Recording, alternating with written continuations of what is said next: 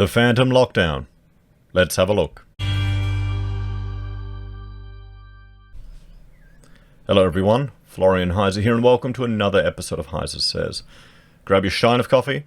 Let's have a look at this article from news.com.au, which is discussing the Phantom Lockdown that's crippling the New South Wales economy. Now, I'd argue this has to do with two things: consumer sentiment, consumer confidence, and, well, business confidence as well, both trending down, even though business conditions have gone up. So let's have a look at this, because if your confidence isn't quite there, if you're worried about making your payments, if you're worried about your job, you're going to be rushing out making frivolous consumer purchases. Sure, we've looked at some articles where apparently people are rushing out there, and millennials, always millennials that get blamed, are going out there spending crazy left, right, and center. So use this app that teaches you how to divide by 4. I mean, I'll link to that video, guys, if you haven't seen it. It's, I suspect, a paid piece. But anyway, let's have a look at this. So, Phantom Lockdown that's crippling the New South Wales economy. New South Wales is not currently in lockdown, but you wouldn't know it from the state's cafes and restaurants, and it's all thanks to a nervous Gladys. So, opinion. Last week, a Bondi pizza shop opened up its doors for 6 hours between 4 p.m. and 10 p.m. and managed to sell just 2 medium Supremes. You're not going to be able to run a business like that for long. Last week, cafes that are normally crowded in a socially distanced pandemic manner began to see a drop-off in custom. For the last 10 days, coinciding with Victoria's Stage 4 lockdowns, New South Wales has been having its own phantom lockdown, with people avoiding the types of outlets making the news as hot spots for the pandemic.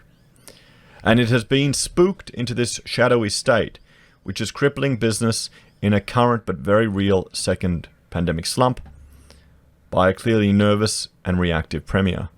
I wouldn't say it's just that. I'd say it's consumer confidence, everyone, as well. That's going to take a hit. And eating out is a luxury. It is a luxury. Everyone keeps making fun of me in the comments where I'm saying I hope people will, realize that maybe just living paycheck to paycheck isn't the way to go. Maybe being dependent on the state in times of emergency isn't the safest course of action. And maybe borrowing yourself to the bloody moon to buy a house that if, you miss 1 month of pay, you're in trouble, isn't the smartest thing. It'll be a wake-up call, a never-again moment. I know people are, arguing, Florian, you're being too naive. People won't learn. It's just going to be the same crap going on and on again. But maybe people will learn. And we'll come out of this. This is a period. Maybe everyone's building up their emergency cash reserves, building up an emergency buffer, taking advantage of this opportunity for, money coming from the state, for dependency, in case it disappears. Perhaps. Let me know, guys. Let me know. Let me know if you know anyone that's taking advantage of the current situation to build up a reserve. Some good stories. Have you done it, guys? So meanwhile, the one exception is shopping centres, which people have been flocking to, not observing social distancing and not being tracked coming or going. If you go to your nail salon or barber tomorrow, they are required to sign you in and have only 1 or 2 customers in the shop at a time. Well, this is the advantage with my hairstyle. I don't actually need a barber. It's very low maintenance, guys. Recommend it. And the illness can spread on hair. So there you go. You've got to, maybe this will be the look in the future. Maybe this is why in all those sci-fi movies, people in the future just were all bald and wearing like a single tracksuit. Maybe it's prophetic. So in fears over virus numbers has had a strange and debilitating effect on already stricken small businesses in New South Wales. The ghostly second lockdown that has happened when there is no official one. But if you're a big landlord like, say, Westfield, you don't have to track who's coming into your shopping centres, restricting the numbers per square metre or police the social distancing. Not only is that a pandemic catastrophe in the making, but frankly, it's the elephant in the state. Well, there you go. So this is the thing. It really feels like small business, the middle class, are taking the financial brunt of this, are having to cop the financial brunt. I mean, it's going to hurt Westfield because of all of the small businesses inside the Westfield, but it's still something to consider. Is that how it feels to you? Do you think it's a disproportionately affected? It's going to be the poor, it's going to be the middle class who cop it. You know, and it always is, isn't it? As the City of Sydney councillor and cafe owner Angela Vitti-Locus told news.com.au, so is the pandemic not infectious in shopping centres, but is infectious in small business, pubs and clubs. The shopping centres are a disaster waiting to happen, she said.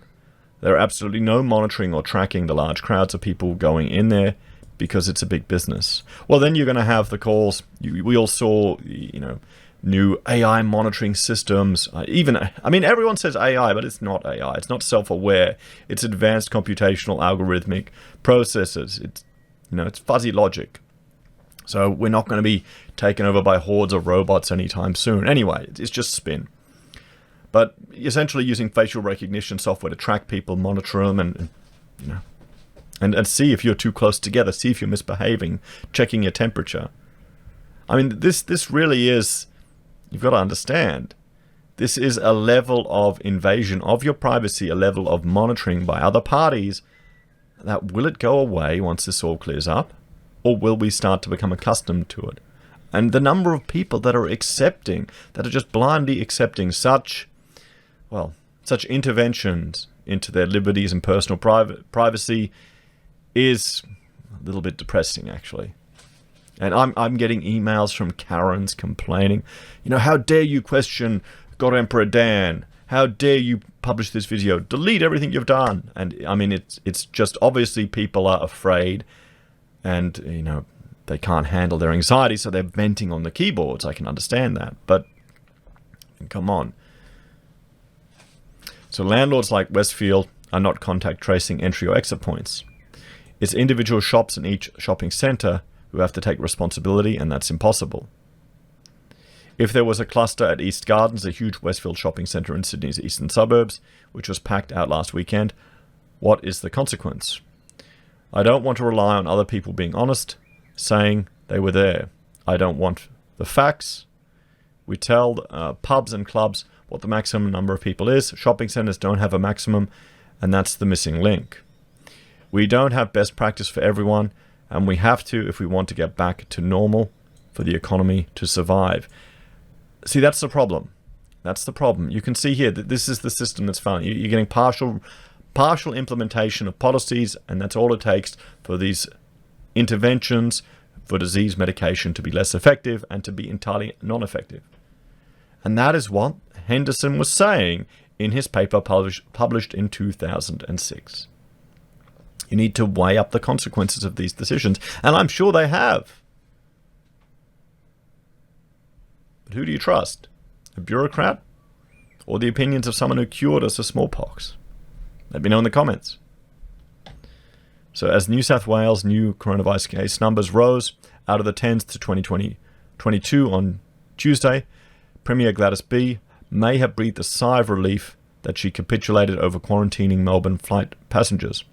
Of course, the Premier said it was because the medical advice had changed. Others believe a campaign by Radio 2 GB's Ben Fordham, which helped from News Corp, published by the Daily Telegraph and News.com.au, edged nervous health officer Kerry Chan across the line. So, media forcing the state to intervene.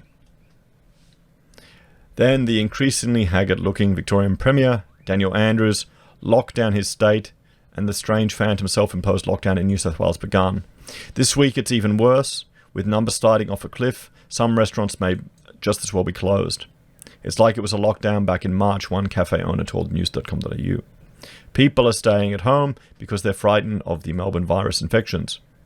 Miss Vitti-Locus, who heads the Small Business Party, said the slump of the last 10 days has meant a further 10 to 20% downturn for small businesses such as cafes, salons and gyms. This is on top of the already 60 to 70% slump from pre-pandemic numbers. So the little incremental increases since salons and gyms were allowed to reopen has been lost, she said. People are scared. The bad publicity is around cafes, restaurants and these sorts of businesses.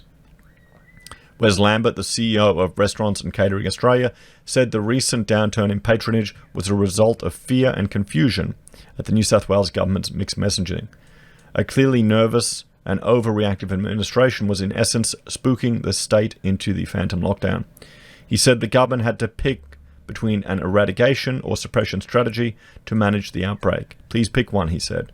We absolutely support the government's suppression strategy of track and trace social distancing, but consumer and business confidence caused by reaction to the Melbourne outbreak is contributing to the drop in sales. We have a suppression strategy. The expectation is there will be clusters of cases, and then the rules have been put in place by New South Wales Health to address these clusters with a cornerstone of tracking and tracing. It is very important both consumers and businesses have confidence that under the government's suppression strategy that it is not overly reactive every time cases arise. And that's the key point there. That's the key point there. If the government just overreacts, locks everything down, what if you're a cafe owner and you just bought a whole lot of food and you got to chuck it out? People are just going to give up. They're going to say, I've had enough. It's the uncertainty. Okay, you have these interventions. Stick to them. Don't keep changing the rules. Do you want an economy or not? New coronavirus infections in New South Wales might have stayed under 10 a day had the New South Wales government not made mistakes in closing the border weeks too late and importing Victoria's woes. Amid a growing cluster at a girls' school in Cherrybrook, Premier Berejiklian today warned people to keep maintaining a social distance. The Premier looked anything but confident in managing her state's suppression strategy, instead fearfully warning today New South Wales sits on a knife edge. Is New South Wales' situation so precarious it is heading down the path of Daniel Andrews' nightmare? Or is it his likely doomed political failure which is unnerving? Meanwhile, managing your strategy, Premier, and go and see CEO of Centre Group, which owns Westfield. Late last month, an employee at a nail salon in Westfield, Hurstville, worked 2 days while infectious with the pandemic.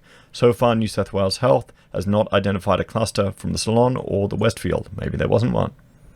Last week, Bonnyrigg Plaza Shopping Centre, not a Westfield in Western Sydney, was also deeply cleaned after a coronavirus scare. If there's a large outbreak connected to a New South Wales shopping centre, it's not going to instill confidence when there is no way in the world to contact trace it. So there we have it, everyone. Criticisms of these shopping centres. What do you all think? Let me know your thoughts and opinions in the comments below. Please like, share and subscribe to the channel. If you're a fan and want to support the content I create here, there are a few ways you can. You can support the channel by joining us on YouTube or Patreon, using our affiliate links at Amazon, eBay, Independent Reserve or Kucoin, buy our merch from HeiseSays, use Gold Pass from the Perth Mint, or support us via PayPal. Take care everyone, and I'll see you in the next episode.